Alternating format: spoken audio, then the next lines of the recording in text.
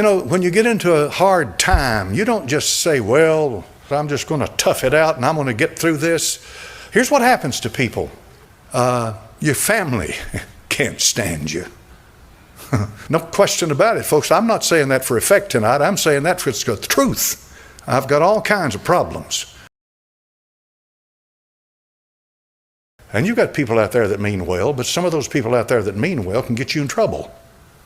When they tell you that if you'll just simply persevere and claim it and exercise the faith, the right kind of faith, that God will eventually heal you.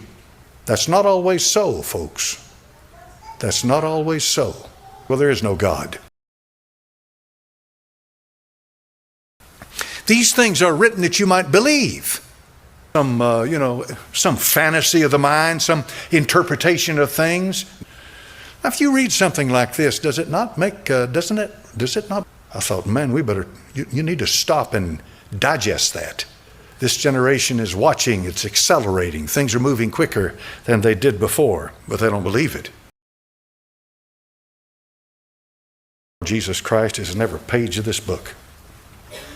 He's in every page, every chapter of it, every verse, in one fashion or another. Find the Bible you've got in your hand. Find him. He's in there. It's his book. 2,000 years. Well, you see, that's the issue. If he's God, what's he doing there? This is the game that they played. Well, there is no God. Right? He formed his body from where? Brought him up out of the ground, right? Then he breathed into his nostrils the breath of life, and he became a living soul. See that? But they don't believe it. And that's what you have now. You get mad at him, and you run from him. Or they get angry. I mean, just flat out angry. You don't want to be around anybody like that, do you? You run from him. But you find out after a while, making a difference how hard you run. There's nowhere to run. You know, I've got a lot of problems here. Get this man out of here. This is a hot potato.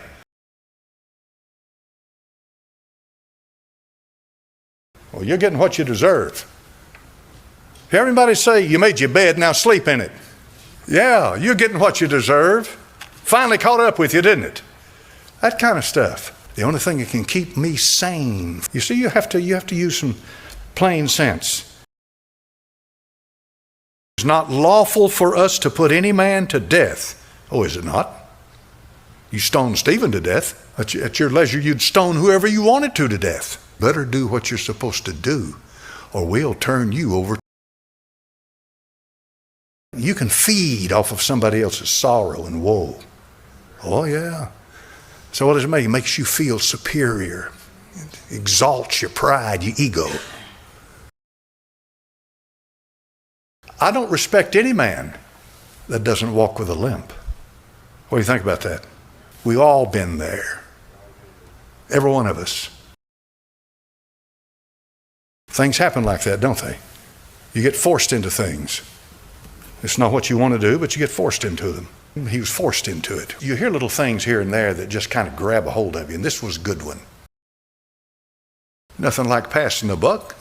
Do you run each other down? Do you consume each other? So that's why if you want to grow, then be honest with yourself. And be honest with this simple fact. There is no real fellowship with God. Well, there is no God.